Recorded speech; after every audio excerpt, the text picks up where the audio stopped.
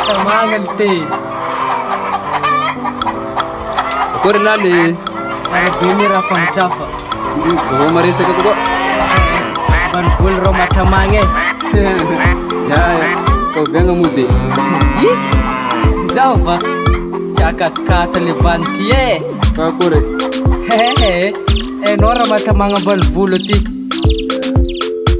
Yo, oui mon chez moi, il est magnifique. Rien ne le semble, cette terre est unique. Tout est d'une beauté naturelle, c'est magique. Si tu me crois pas, je te ferai visite. Je viens de là où le soleil brille, où la paix règne encore, tout le monde est unique.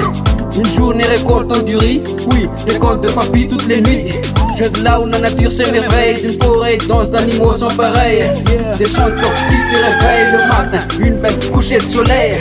Mbanivolo m'a donné la vie, c'est là-bas que je finirai ensemble. Mon frère, c'est pas le paradis, mais comment tellement il me ressemble. Mbanivolo itani ni avyanga Mbanivolo itoka kange nutyanga Mbanivolo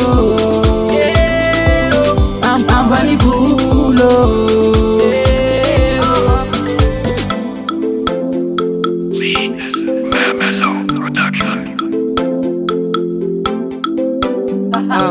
Mbanivolo ro adera-dera. Tsy de managna raha mampera fa zanaka omby na igny valera. Maresaka riva ro niala brosy mibogna posera mibaligna andose. Jiro mena ro tao andangara efa mamony betsa magnovoka tsara. Tovavy misoma ny zaza tsy tara ty day tsy tetra magnaraka fara. Afamigna ro taniny aviagna masova mibiagna mangalaka moagna.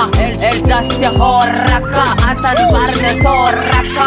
Ko mahandro tegna tsy gaze tsy matsahotra de lestage fa jiro kapoaka le babany base. Fagnayaragna migogna tanagna natezaka zio matamagna natezaka zio matamagna.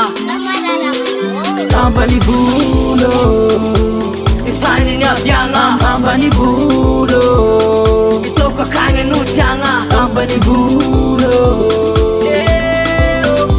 Mbanivolo Mbanivolo itani ni avyagna Mbanivolo itoko akagny nutyagna Mbanivolo